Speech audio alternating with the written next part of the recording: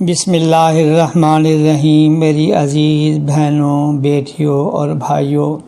اس پر پاکستان جن مسائل مشکلات میں گھرا ہوا ہے اور ہمارا یہ ظالم پڑوسی جس انداز کے اندر ہمیں پریشان کر رہا ہے اور دعویٰ یہ کر رہا ہے کہ پہلے ہم نے پاکستان کے 2 ٹکڑے کیے تھے، ہم 10 ٹکڑے کریں گے۔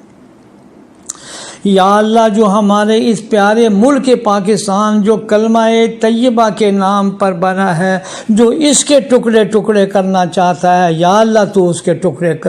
کر دیجئے۔ یہ ظالم مودی جس انداز میں حملہ آور ہو رہا ہے، اے اللہ میں تیرے نبی پاک صلی اللہ علیہ وسلم کی اس دعا کا واسطہ دیتا ہوں، اللہم انا نجعلک فی نحورہم ونعوذ بک من شرورہم، جس کا ترجمہ یہ ہے کہ یا اللہ ہم آپ کو ان کی گردنوں پر مسلط کرتے ہیں اور ان کی شرارتوں اور خباثتوں سے یا اللہ آپ کی پناہ اور حفاظت میں آتے ہیں۔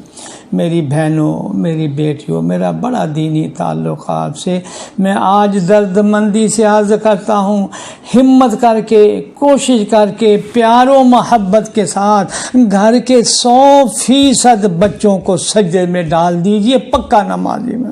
ان کو بتلا دیجئے کہ دشمن ہمارے گھروں کے دروازے پر پہنچ رہا ہے، جس انداز میں حملہ آور ہو رہا ہے، کس انداز کے اندر وہ تباہ و برباد کرنے کی کوشش کر رہا ہے، ہمارے پاس واحد سہارا جو ہے وہ سجدہ اور نماز ہے، جس کے بارے میں غالباً شاعر مشرق نے عجیب شعر کہا ہے، وہ ایک سجدہ جسے تو گراں سمجھتا ہے،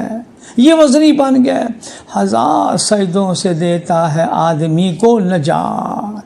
میری بہنوں، میری بیٹیوں، یہ سجدہ کتنا قیمتی ہے کہ جس کے بارے میں جناب رسول اللہ صلی اللہ علیہ وسلم نے فرمایا کہ جب آدمی سجدے میں سر رکھتا ہے تو وہ یوں سمجھے کہ اس کا سر عرش کے قدموں پہ جا پہنچا ہے۔ اللہ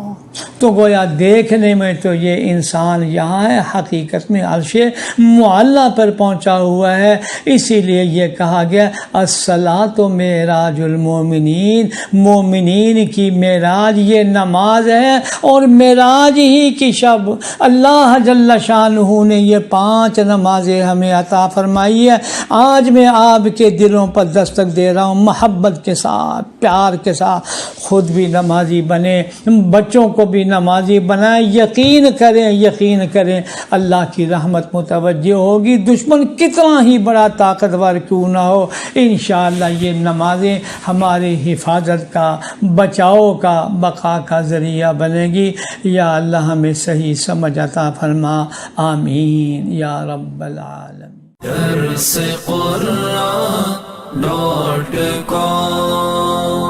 www.درسقرآن.com